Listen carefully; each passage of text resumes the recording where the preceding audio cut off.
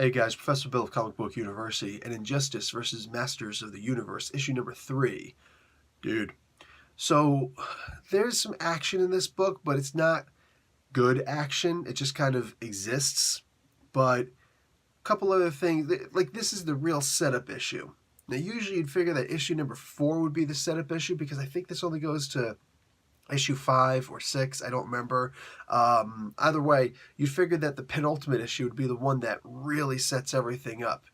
But nope, it's happening here. So all the little explanations are being put aside. Everything is being put in its place. The next issue is clearly going to have Superman versus He-Man. And we're talking about a ruthless injustice Superman versus He-Man. Guys, let's also talk about who did this comic book before I continue explaining this comic book. So we got City of Darkness, Part 3. Tim Seeley is the writer. Fred E. Williams II is the artist. Jeremy Colwell is the colorist. And Wes Abbott is the letterer.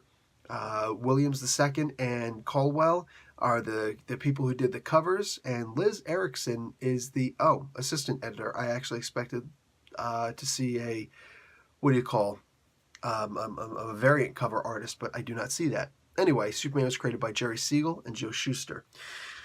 So these guys, the good guys, all right, there's a war on two fronts, and their soldiers are split. Man-at-Arms is back home on Eternia, and he's supposed to be guarding that whole area. But over here we got Teela and He-Man and Orko. Orko, mind you, who is actually really in control of his magic and should probably consider staying here because of this. They're on this front to fight, or to help Damian Wayne. Yes, it is actually Damian Wayne who's playing Batman here. To rescue his father and to try and stop Superman. There's a bit of an explanation given for why Damian is a good guy now, because I do distinctly remember him being the bad guy. But something interesting happens here.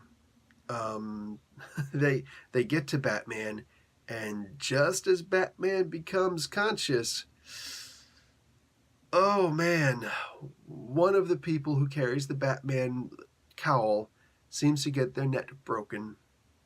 I'm not going to tell you by who. I'm not going to tell you how. I'm not going to tell you by whom. Dude, there's a death. There's a death, as you'd expect an Injustice comic to have, right? Well, it actually happens here. So all of a sudden, Superman and He-Man, they're right into it. And Superman seems to have the drop on He-Man, which is important because, mind you, everything about He-Man is magical. So over on the Eternia side, Darkseid shows up, and he's determined that the anti-life equation is in fact inside of Castle Grayskull. Oh, so that's what's inside Castle Grayskull. We knew it had the power of Eternia, didn't know what that power of Eternia was. Turns out it's the ability to control minds.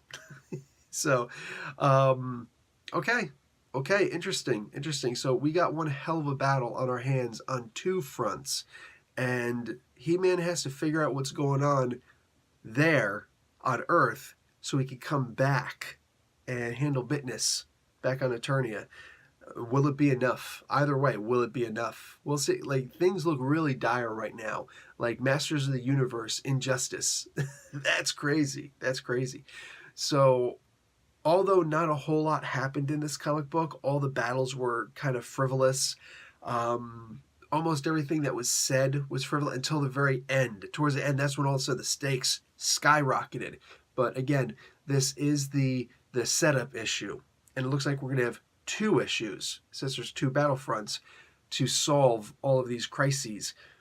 I am looking forward to reading the next 2 issues. That promising to be like uber dangerous, man. Absolute insanity. So, and let me just check really quick.